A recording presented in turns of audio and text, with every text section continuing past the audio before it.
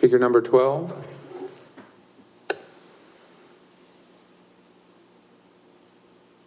Hi, my name is Dawn Fickle, and I have no conflict of interest. I'm here to share my brother Jimmy's story.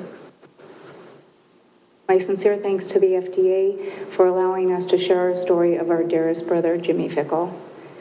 Our beloved Jimmy suffered immediate adverse reactions from just one visit to a pain management doctor who administered multiple simultaneous epidural steroid injections of Depo-Medrol, resulting in paralysis, organ failure, arachnoiditis, and death within 8 months of what was intended to be a routine procedure.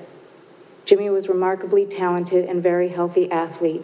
He was a professional fitness and nutrition instructor who was passionate and dedicated to overall health, exercise, and nutrition. I wish to convey to you how extraordinary my brother was, a true gift to our family from God. Only then could you relate to our tragedy and realize what a wonderful human being the world has lost. Watching my brother's extraordinary health literally disintegrate as a direct result of this off-licensed yet common procedure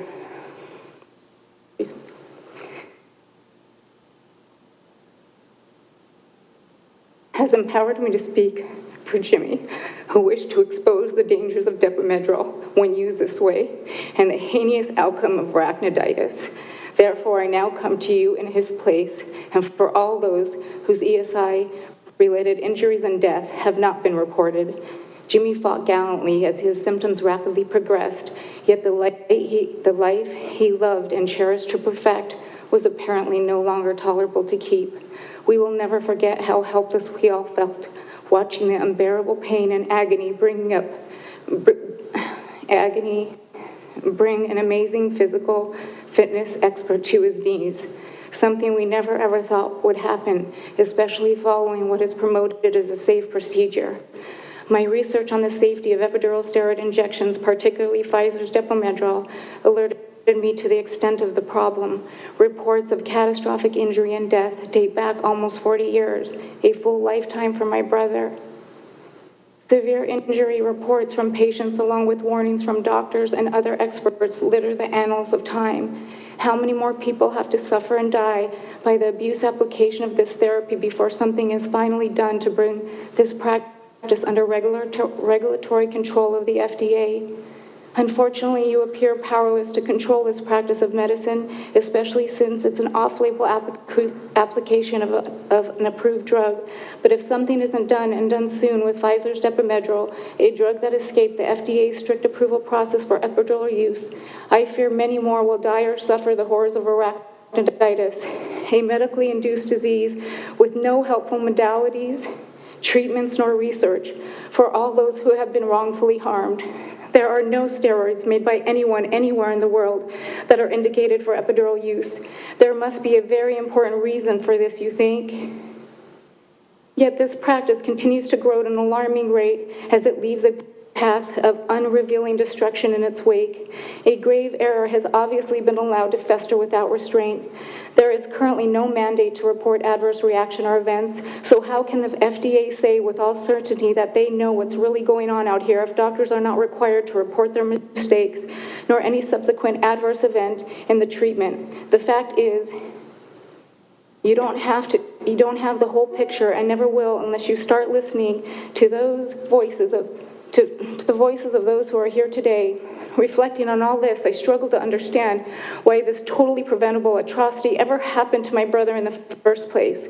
I am horrified as to the lucrative role epidural steroid injections play in the pain management industry here in the USA. So why is a drug that was recently banned in New Zealand for ESI, the very year of my brother's injury and death, still allowed to be injected near the spines of Americans? Bottom line, catastrophic events and death have been directly linked to epidural steroid injections, but are routinely not reported to the FDA by the treating physicians, as was in my brother's case. The truth has not been getting out. We came here to change that. So please, allow me to share a few references from Jimmy's private journal in the last few days of his life. I adored health, and it was totally ripped away from me, only to give me torture upon torturous days. I feel abandoned. I feel thrown away. and left in the trash for naught. I can smell death at my front door. I don't want to open it because I don't want to die. This is a terrible, terrible way to suffer. My beautiful Christ, how do I go on? I offer up all my worldly pleasures, everything for a healing. You will never know the pain of not wanting to leave such a beautiful life. My body is so destroyed.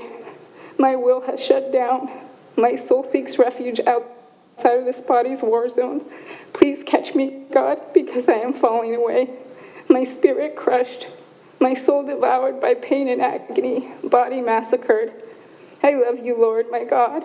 I love you, my family. I love life. God, catch me. So we ask, what on earth could have gone so wrong as to compel someone with such deep religious conviction and love for life to jump as from a burning tower? It is our hope that Jimmy's story will continuously echo within the halls of the FDA, that it will help you to reach the same conclusion as the health authorities of New Zealand did on September 5th, 2013, and issue a contraindication as well as a black box warning on the label for Depo-Medrol, banning it for the use of epidural steroids for good. May you all enjoy your Thanksgiving dinner with your loved ones. We won't have the honor of our beloved Jimmy at our Thanksgiving table. We sincerely appreciate your time. Please make it count. Thank you.